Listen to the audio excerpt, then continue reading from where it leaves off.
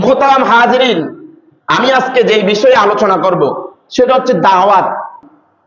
আমি মসজিদে নামাজ পড়াই, আমি তাবলীগের মধ্যে চিল্লা দেয় না, কি যায় না, চিল্লা দেয় না। আর চিল্লা কি 3 দিনের জন্য যদি জায়গা হাহাকার ছুটে যায় কান্দির পার। আমি যে এই কান্দির পারে বিগত 13 বছর রানিং আমি যে আপনাদেরকে নামাজ পড়াই, এটা কি দাওয়াত নয়? এটা এক দাওয়াত, এটাও কি এক দাওয়াত। এটা তাবলীগ, এটা কি তাবলীগ? এটা তাবলীগ অর্থ হলো পৌঁছানো। তাবলীগ অর্থ কি পৌঁছানো। বাল্লিগু আন্নি ওয়ালাউ আয়া। এতগুলা মানুষের জিম্মাদারি নিয়ে এখানে বৈশাখ সালাম পেরাইয়া দেখি কোন মুসল্লিরা নামাজ পড়ে নাই, যাইয়া তার দোকানে যাইয়া হামলা দেই, নামাজ পড়ো নাই কেরে, তার হালত জানি।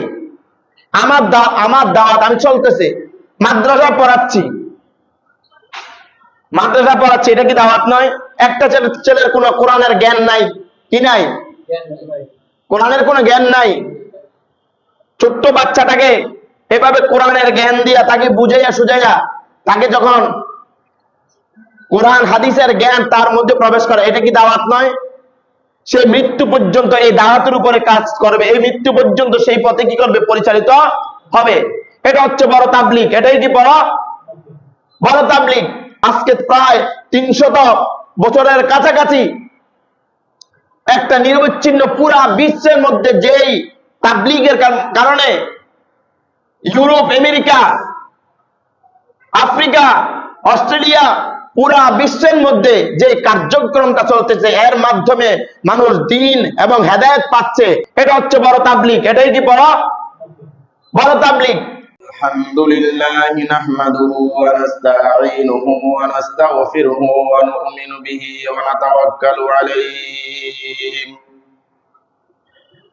ونعوذ بالله من شرور أنفسنا ومن سيئات أعمالنا من يهده الله فلا مضل له ومن يضلله فلا هادي له ونشهد أن لا إله إلا الله وحده لا شريك له أرسله بالحق بشيرا ونذيرا أما بعد فأعوذ بالله من الشيطان الرجيم بسم الله الرحمن الرحيم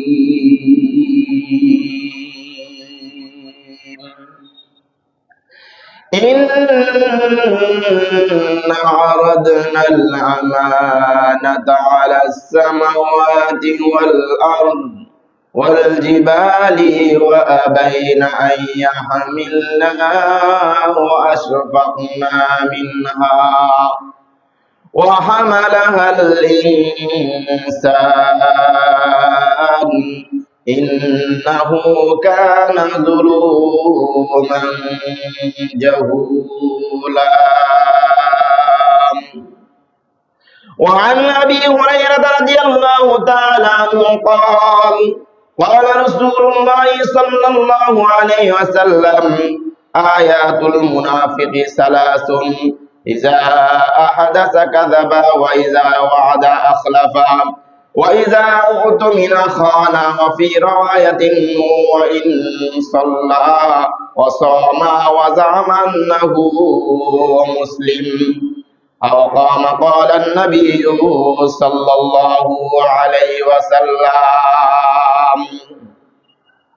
درود الشريف اللهم صل على سيدنا ونبينا وحبيبنا ومولانا محمد وعلى آله وصحبه وبارك وسلم تسليما اللهم صل على سيدنا ونبينا وحبيبنا ومولانا محمد وعلى آله وصحبه وبارك وسلم تسليما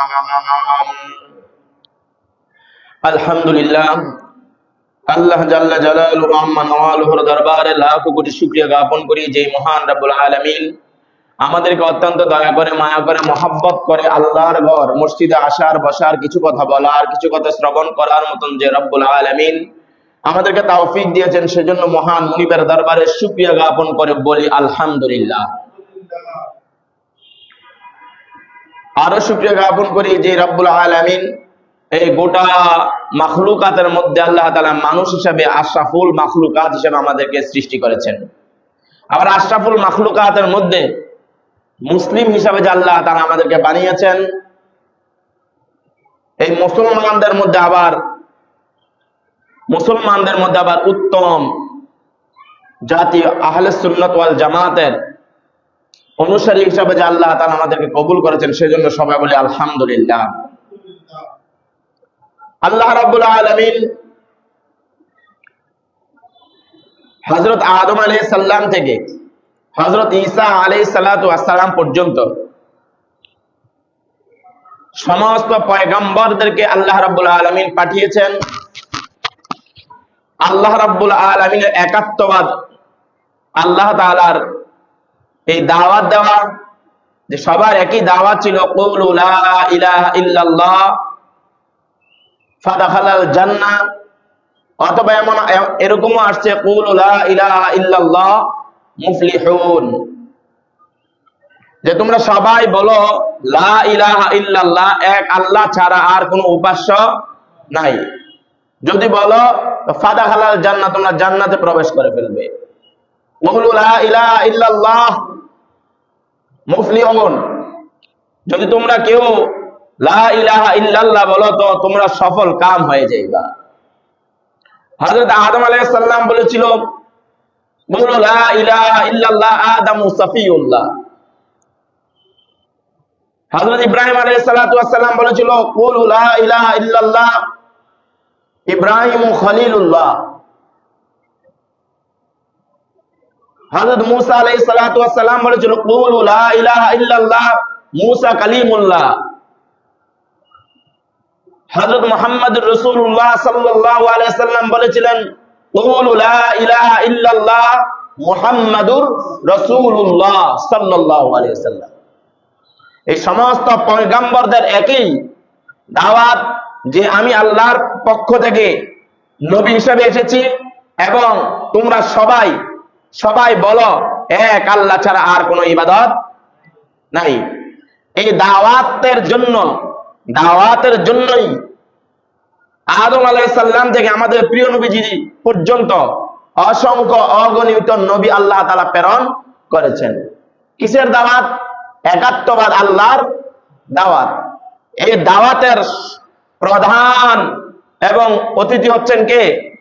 আমাদের প্রিয় নবী হযরত মুহাম্মদুর রাসূলুল্লাহ সাল্লাল্লাহু আলাইহি সাল্লাম। যেমনি ভাবে একটা মাহফিল করা হয়, মাহফিলের মধ্যে প্রধান যে বক্তা থাকে সে আগে বয়ান করে নাকি পরে বয়ান করে? পরে বয়ান করে, কারণ তার আকর্ষণ সবচেয়ে বেশি। নবীদের মধ্যে শ্রেষ্ঠ নবী আমাদের প্রিয় নবী হযরত মুহাম্মদুর রাসূলুল্লাহ সাল্লাল্লাহু আলাইহি সাল্লাম। তিনাকে বানাইলেন সবার আগে, পাঠাইলেন সবার পরে। কেন বানাইলেন, কেন পাঠালেন? তার শ্রেষ্ঠত্ব বুঝানোর জন্য, তার মর্যাদা বুঝানোর জন্য। আমাদের প্রিয় নবীজি সাল্লাল্লাহু আলাইহি সাল্লাম বলেন ও আদামু বাইনাল মাই ওয়াত তিন, আমি তখন নবী ছিলাম যখন আদম আলাইহিস সালাম মাটি এবং পানিতে মিশ্রিত ছিল। অর্থাৎ আল্লাহ রাসূল সাল্লাল্লাহু আলাইহি সাল্লাম অনেক আগ থেকেই নবী। তবে দুনিয়ার জমিনের মধ্যে সিস্টেম হয়ে 40 বছর পর আল্লাহ 40 বছর বয়সে নবুয়ত দান করেছেন, এটা দুনিয়ার নিজাম। কিন্তু আল্লাহ তাআলার তালিকার মধ্যে সর্বপ্রথম এবং সর্বশ্রেষ্ঠ নবীকে আমাদের প্রিয় নবীজি হযরত মুহাম্মদুর রাসূলুল্লাহ সাল্লাল্লাহু আলাইহি ওয়াসাল্লাম। মুহতারাম হাজিরিন, আমি আজকে যে বিষয়ে আলোচনা করব সেটা হচ্ছে দাওয়াত। এই দাওয়াতের কাজ অন্যান্য নবীগণ করেছেন। অন্যান্য কে করেছেন? নবীগণ। কিন্তু বর্তমান কে করবেন এই দাওয়াতি কাজ? এই দাওয়াতি কাজ করবেন প্রত্যেককে আল্লাহ তাআলা তার দাওয়াতের কাজ এবং জিম্মাদার দিয়ে পাঠাইছেন। আল্লাহ তাআলা কোরআনে কারীমের মধ্যে বলেন, কুনতুম খায়রা উম্মাতিন উখরিজাত লিন-নাস তা'মুরুনা বিল মা'রুফি ওয়া তানহাউনা 'আনিল মুনকার ওয়া তু'মিনুনা বিল্লাহ।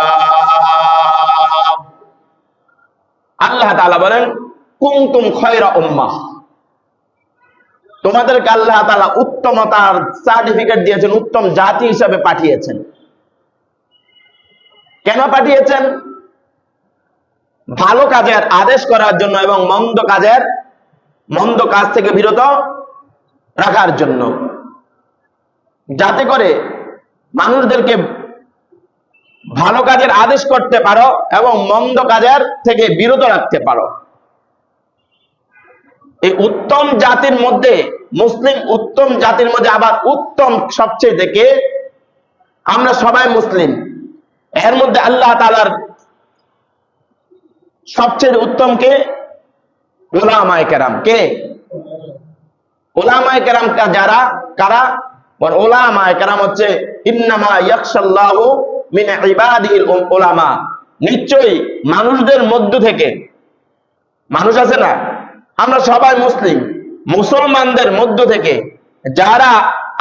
যারা আহলে ইলম ওয়ালা, আহলে ইলম ওয়ালা,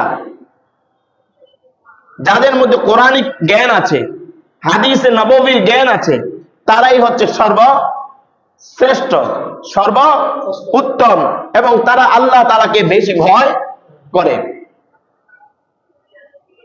এই জন্য উলামায়ে কেরামদেরকে আল্লাহ রাব্বুল আলামিন, আল্লাহ রাসূল সাল্লাল্লাহু আলাইহি ওয়াসাল্লাম বলেছেন, উলামায়ে কেরাম হচ্ছে নবীদের ওয়ারিস। নবীদের বিশুদ্ধ হাদিস হচ্ছে আল উলামাউ ওয়ারাসাতুল আম্বিয়া, আল উলামাউ ওয়ারাসাতুল আম্বিয়া, অর্থাৎ উলামায়ে কেরাম হচ্ছেন নবীদের ওয়ারিস। অর্থাৎ নবীওয়ালা যেই কাজ, এই কাজের প্রধান গুরু দায়িত্ব কার? উলামায়ে কেরামের। কার? আমি এটা ক্লাস করাচ্ছি। নবীওয়ালা যে কাজ, এর প্রধান গুরু দায়িত্ব কার? উলামায়ে কেরামের। কার? উলামায়ে কেরামের। আপনি ইমাম সাহেবকে, উলামায়ে কেরামকে ওভার কাম করে আপনি যদি নিজে আবেদ, শুধু ইবাদত করেন, দেখা যায় আমার এমন মুসল্লি আছে ইমাম সাহেবের থেকে বেশি বেশি নামাজ পড়ে, বেশি বেশি সেজদা দেয়, তাই বলে কি ইমাম সাহেবের থেকে উনি শ্রেষ্ঠ? ইমাম সাহেবের থেকে শ্রেষ্ঠ? অবশ্যই না। একজন আলেম আর একজন আবেদ, ফাদলুল আলিমি আলাল আবিদি কাফাদলি আলা আদনাকুম, কখনো একজন আবেদ আলেমের সমপর্যায়ের হতে পারে না। এই জন্য এই উলামায়ে কেরামদেরকে আমরা অত্যন্ত শ্রদ্ধার সাথে তাদেরকে দেখতে হবে এবং মানতে হবে এবং তাদের যথাযথ মর্যাদা দিতে হবে। হাদিসের মধ্যে রাসূল কারীম সাল্লাল্লাহু আলাইহি ওয়াসাল্লাম বলেন, ক্বালা নবী সাল্লাল্লাহু আলাইহি ওয়াসাল্লাম, বাল্লিগু আন্নী ওয়ালাউ আয়া, বাল্লিগু আন্নী ওয়ালাউ আয়া, যে তোমরা আল্লাহ রাসূল সাল্লাল্লাহু আলাইহি ওয়াসাল্লাম থেকে যদি একটা নিদর্শন, একটা আয়াতও পেয়ে থাকো, তা অন্যের নিকট পৌঁছিয়ে দাও। অন্যের নিকট পৌঁছিয়ে দাও। এই অন্যের নিকট পৌঁছে দেওয়াটা যথাযথ আমানতের সাথে সবচেয়ে বেশি পালন করতে পারবে কে? উলামায়ে কেরাম। কে? উলামায়ে কেরাম। বুঝেন তো ভাই, যারা আলেম, আমরা বাংলা ভাষা বলি হুজুর, হুজুর দাড়ি টুপি দেখলে সবাই হুজুর নয়, দাড়ি টুপি দেখলে সবাই হুজুর নয়। যার মধ্যে কোরআনের জ্ঞান আছে, হাদিসের জ্ঞান আছে, সে হচ্ছে আলেম। দেখতে পেট মোটা, বড় পাগড়ি, বড় জুব্বা, একটু শুদ্ধ ভাষায় কথা বললো আর আমরা মনে করলাম অনেক বড় আলেম। তা মাঝে মাঝে আমার মসজিদে তো মুয়াজ্জিনের সংকট, তো মাঝে মাঝে খুঁজি কার কি আছে, দাড়ি আর টুপি আছে, তো এটা খুঁজে খুঁজে মাঝে মাঝে সিলেক্ট করি, ভাই একটু আজানটা দেন, ভাই একটু একামতটা দেন। তখন ওই বেচারার মুখের এক্সপ্রেশন চেঞ্জ হয়ে যায়, চেহারা অবয়বে নষ্ট হয়ে যায়। কেননা আমি যেটা ধারণা করছি যে যেহেতু দাড়ি টুপি আছে হয়তো বা মাদ্রাসা পড়েছে, কিন্তু পড়ে নাই। এতে করে ওনাকে কটাক্ষ করা নয়, তো দাড়ি টুপি হইলেই যে আলেম হবে এটা কোনো কথা না। দাড়ি টুপি আমাদের মুসলমানদের একটা সুন্নত, রাসূল কারীম সাল্লাল্লাহু আলাইহি ওয়াসাল্লামের সুন্নত। এই সুন্নত অনুপাতে আমরা সবাই চলবো। তবে এই আলেম হতে হলে কোরআনের জ্ঞান লাগবে। আলেম হতে হলে কি লাগবে? কোরআনের জ্ঞান সবচেয়ে বড় দাওয়াত। আমি মসজিদে নামাজ পড়াই, আমি তাবলীগের মধ্যে চিল্লা দেয় না, কি যায় না, চিল্লা দেয় না। আর চিল্লা কি 3 দিনের জন্য যদি জায়গা হাহাকার ছুটে যায় কান্দির পার। আমি যে এই কান্দির পারে বিগত 13 বছর রানিং আমি যে আপনাদেরকে নামাজ পড়াই, এটা কি দাওয়াত নয়? এটা এক দাওয়াত, এটা কি এক দাওয়াত। এটা তাবলীগ, এটা কি তাবলীগ? এটা তাবলীগ অর্থ হলো পৌঁছানো। তাবলীগ অর্থ কি? পৌঁছানো। বাল্লিগু আন্নি ওয়ালাউ আয়া। এতগুলা মানুষের জিম্মাদারি নিয়ে এখানে বৈশা সালাম পেরাইয়া দেখি কোন মুসল্লিরা নামাজ পড়ে নাই, যাইয়া তার দোকানে যাইয়া হামলা দেই, নামাজ পড়ো নাই কেরে, তার হালত জানি। আমার দাওয়াত আমি চলতেছে, মাদ্রাসা পড়াচ্ছি, এটা কি দাওয়াত নয়? একটা ছেলের কোনো কোরআনের জ্ঞান নাই, কি নাই? কোরআনের কোনো জ্ঞান নাই। ছোট্ট বাচ্চাটাকে এভাবে কোরআনের জ্ঞান দিয়া তাকে বুঝাইয়া সুঝাইয়া তাকে যখন কোরআন হাদিসের জ্ঞান তার মধ্যে প্রবেশ করে, এটা কি দাওয়াত নয়? সে মৃত্যু পর্যন্ত এই দাওয়াতের উপরে কাজ করবে, এই মৃত্যু পর্যন্ত সেই পথে কি করবে? পরিচালিত হবে। এটা হচ্ছে বড় তাবলীগ। এটাই কি বড় তাবলীগ। এখন আমরা আমাদের প্রেক্ষাপটে যে তাবলীগ প্রচলিত, যে তাবলীগ, এই তাবলীগ নিয়ে এখন শুধু মারামারি। এখন এটা হয়ে গেছে 2 গ্রুপ। কয় গ্রুপ? আমাদের মধ্যে এটা অনেক সন্দেহ আছে, এটা নিরসন হওয়ার দরকার আছে না নাই? আছে। এখন যারা বাংলা শিক্ষিত আছে কিছু, এখন এরা বলে হুজুরা শুধু মসজিদ মাদ্রাসা নিয়ে আছে, এরা তাবলীগ কিছু করে না, তাবলীগ কিছু করে না। হ্যাঁ, যাদের সময় আছে উলামায়ে কেরাম তারাও কি করে? তাবলীগের মধ্যে সময় দেয়। তাই বলে মাদ্রাসা এবং মসজিদ এই গুরু দায়িত্ব ফালাই দিয়ে কি আমি তাবলীগে যাব? এটাকে ঠিক রেখে যদি সময় দিতে পারি, আলহামদুলিল্লাহ, সুম্মা আলহামদুলিল্লাহ। অসংখ্য উলামায়ে কেরাম। এখন একজন পাবলিক, সে ইঞ্জিনিয়ার, আর একজন আলেম, সে কি কখনো এক হতে পারে? কুল হাল ইয়াস্তাবিল্লাযীনা ইয়ালামুনা ওয়াল্লাযীনা লা ইয়ালামুন। নিশ্চয়ই যারা জানে এবং জানে না তারা কখনো এক হতে পারে না। যাদের কোরআনের জ্ঞান আছে আর যাদের নাই তারা কখনো এক হতে পারে না। এই বর্তমান প্রেক্ষাপটে যারা সন্ত্রাসী গ্রুপ, এত আতি সাতপন্থী, এরা উলামায়ে কেরামদেরকে মানতে চায় না। সমস্ত উলামায়ে কেরাম একদিকে, তাদের পদক্ষেপ আরেক দিকে। এই নিরবচ্ছিন্ন পুরা বিশ্বের মধ্যে কলঙ্ক মুক্ত একটাই সংগঠন ছিল, সেটার নাম কি? তাবলীগ। সেটার নাম কি? কেউ এটার মধ্যে কালিমা লেপন করতে পারে নাই। আমরা সাধারণ মানুষ কি বলতে, হুজুর শুধু মারামারি করে, হুজুর শুধু মারামারি করে। আরে ভাই, হুজুর শুধু মারামারি করে না। আর পুরা কুমিল্লার মধ্যে আপনি এই সাতপন্থী 10 থেকে 15টা পাবেন বা 50টা পাবেন, আর সমস্ত উলামায়ে কেরাম। এখন যদি আমরা মনে করি যে সাতপন্থীদেরকে প্রতিহত করবো, এটা কি কোনো কঠিন বিষয়? কঠিন বিষয় না। উলামায়ে কেরামরা জানে এটা একটা ষড়যন্ত্রের শিকার, কারণ আজকে প্রায় 300 বছরের কাছাকাছি একটা নিরবচ্ছিন্ন পুরা বিশ্বের মধ্যে যেই তাবলীগের কারণে ইউরোপ, আমেরিকা, আফ্রিকা, অস্ট্রেলিয়া, পুরা বিশ্বের মধ্যে যে কার্যক্রমটা চলতেছে, এর মাধ্যমে মানুষ দ্বীন এবং হেদায়েত পাচ্ছে, এটা কিভাবে বিভাজন করা যায়।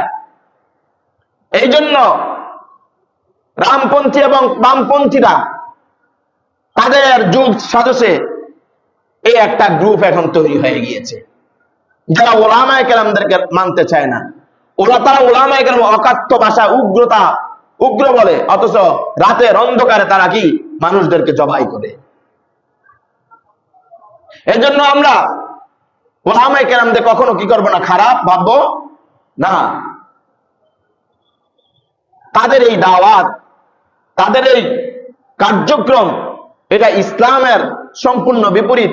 এবং যে সাদ কান্দলবি, সে পথভ্রষ্ট হয়ে গিয়েছে। সমস্ত ওলামায়ে কেরাম, একজন আলেম পথভ্রষ্ট হতেই পারে। এখন আমি এখানে পথভ্রষ্ট, আপনারা কি আমাকে ইমাম হিসেবে মানবেন? এখন আমি যে পথভ্রষ্ট হয়েছি, এটা কে বুঝবে? সাধারণ পাবলিক বুঝবে নাকি কোনো আলেম বুঝবে?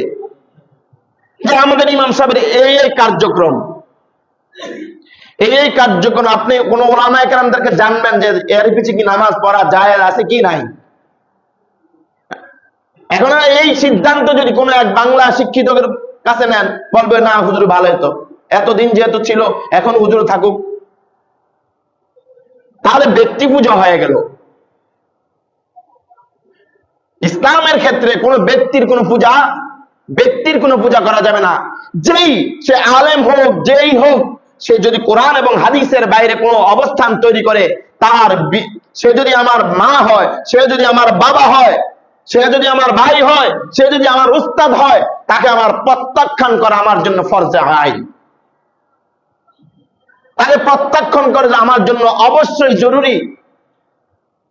সাত পুরা বিশ্বের ওলামায়ে কেরামরা তাকে পথভ্রষ্ট বলেছে। সে যদি ফিরে আসে সুম্মা আলহামদুলিল্লাহ, কিন্তু সে তার মতাদর্শের উপর সে নবীদের ব্যাপারে দোষারোপ করেছে, সাহাবায়ে কেরামদের বিদ্বেষ পোষণ করেছে, সমস্ত নবীদের বিরুদ্ধে। কিন্তু তাকে তওবা করার সুযোগ দেওয়া হয়েছে, কিন্তু সে তওবাও করে না, কিন্তু তার মতের উপর সে অটল এবং অবিচল। তাহলে সরল মনা আমার মুসলমান ভাইদেরকে এভাবে পথভ্রষ্টতা থেকে ওলামায়ে কেরাম থেকে বাঁচানো তাদের কি গুরু দায়িত্ব নয় কি? সেজন্য এই সংঘর্ষ অবশ্যই যুগে যুগে ইসলামকে কলঙ্কিত করার জন্য অনেক ষড়যন্ত্র হয়েছে, কিন্তু কখনো তারা জয়ী হইতে পারে নাই, আজকেও তারা পারবে না। এই জন্য আমরা কখনো কোন ওলামায়ে কেরামদের এই যে সংগঠিত এই সংকটের মোকাবেলায় কখনো আমরা কখনো ওলামায়ে কেরামকে দেখলে কখনো কটাক্ষ করব না। কারণ আমরা আসলে ইসলামের বিষয়ে যদি কখনো অন্যায় এবং অপরাধ দেখি, তখন ওলামায়ে কেরাম ঝাঁপিয়ে পড়ে। এতে করে সাধারণ পাবলিকরা তাদের একটা হাসির খোরাক হয় যে হুজুরা লাইগা গেছে, দাড়িটুকু নিয়ে তাদের কোনো ইয়ে নেই। কোনো একক ব্যক্তি যদি কোনো অপরাধ করে, সেই ব্যক্তি কি অপরাধী? পুরো জাতিকে এর জন্য কালিমা লেপন করা, এটা কি কখনো উচিত নয়। এর জন্য আমরা আসুন, আমরা আমাদের এই ইসলাম এবং আমাদের মাতৃভূমি আল্লাহ তাআলা যাতে সকল প্রকার ষড়যন্ত্র থেকে মুক্ত রাখে, সবাই বলুন আমিন। এই জন্য যে কোরআনে কারীমের মধ্যে আল্লাহ তাআলা বলেছেন, কুনতুম খায়রা উম্মাহ, তোমরা হচ্ছে উত্তম জাতি, কল্যাণকর জাতি, তা'মুরুনা বিল মা'রুফ, তোমরা ভালো কাজের আদেশ করবা, মন্দ কাজের নিষেধ করবা, অত উমিনুনা বিল্লাহ, এবং নিজেও কি ঈমানের উপর অটল এবং অবিচল থাকবা। এই জন্য আমাদের উচিত, আমার প্রিয় ভাই মুসলিয়ানে কেরাম, আমরা কখনো পথভ্রষ্ট হব না। উলামায়ে কেরামদেরকে যে কোনো সমস্যা হয়, একজন আলেম, বিজ্ঞ আলেমের কাছে যাব যে হুজুর এই মাসালাটা কেমনে হবে আমাকে একটু বুঝিয়ে দেন। এই বর্তমান প্রেক্ষাপটে আমরা অনেকেই এটাকে পুঁজি বানাইয়া সোশ্যাল মিডিয়ার মধ্যে বিভ্রান্ত ছড়াচ্ছি যে হুজুরা মারামারি করে, অথচ হুজুরা যদি মারামারি করে না। বাংলাদেশের মধ্যে অসংখ্য অগণিত ওলামায়ে কেরাম আছে, এই গুটি কয়েকজন সাতপন্থী, এগুলিকে পুরো কুমিল্লা শহরে আপনি বাত্তি দিয়ে খুঁজে পাবেন না। যদি ইচ্ছা করে তাদের উপরে আক্রমণ করতে পারে, কিন্তু তাদেরকে তওবা করার সুযোগ দিছে, কিন্তু তারা এটাকে এই সুযোগটাকে তারা কাজে লাগিয়ে ওলামায়ে কেরামদের উপর, সাধারণ মুসলমানদের উপর তারা কি করতেছে? আক্রমণ করতেছে। আল্লাহ তাআলা তাদেরকে হেদায়েত দান করুন, সবাই বলুন আমিন। এবং বর্তমান প্রেক্ষাপটে যে যে ইস্তেমাকে নিয়ে যে ষড়যন্ত্র চলতেছে, আল্লাহ তাআলা সকল প্রকার ষড়যন্ত্র থেকে এই বাংলাদেশকে এবং ইসলামকে আল্লাহ তাআলা মুক্ত করুক, সবাই বলুন আমিন। ওয়া আখিরি দাওয়ানা আলহামদুলিল্লাহি রাব্বিল আলামিন। যারা সুন্নাত পড়েন না 4 রাকাত সুন্নাত পড়ে নিন।